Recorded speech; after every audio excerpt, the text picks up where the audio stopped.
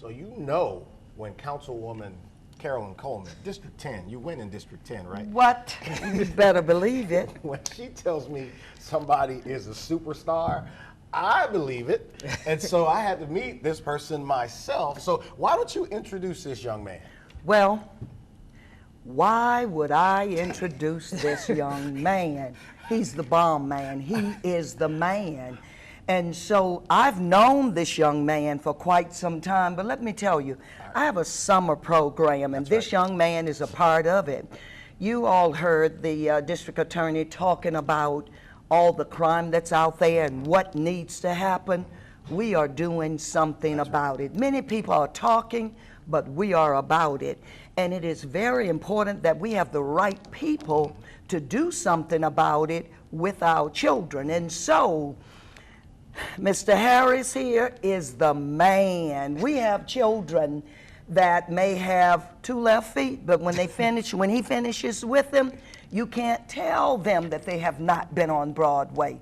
And so that's what's happening in our 6-week summer program, and it is the performing arts component.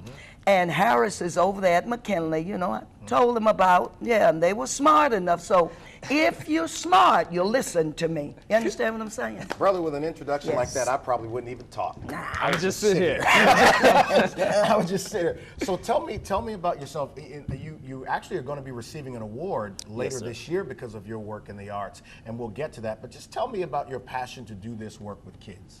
Well, I've always loved dance and performing arts in general, so I think my job is just to pass that along to them and not just prepare them for high school or college, but for their future careers.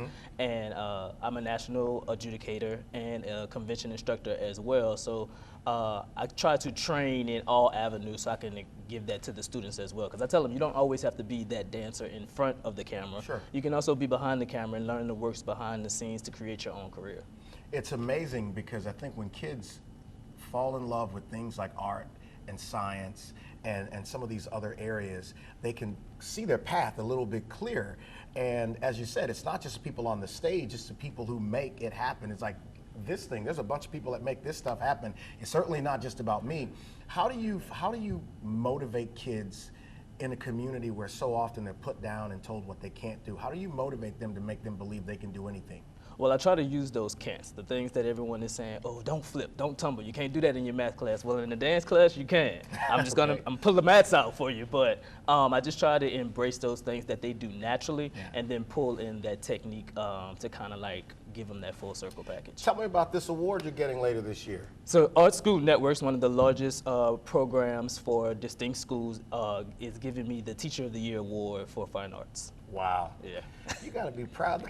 Man, I'm sitting here, I'm just sitting here, I'm telling you, like a proud mama. You understand what I'm saying? And these are the kind of things that we need to expose our children to, and that is the fine arts, just everything. The more we can expose them to, then the better they will be. You know, I got a minute, and you met the 2 young ladies who are going to be in the last segment here. Yes. Just cuteness overload. Can't wait to talk with them.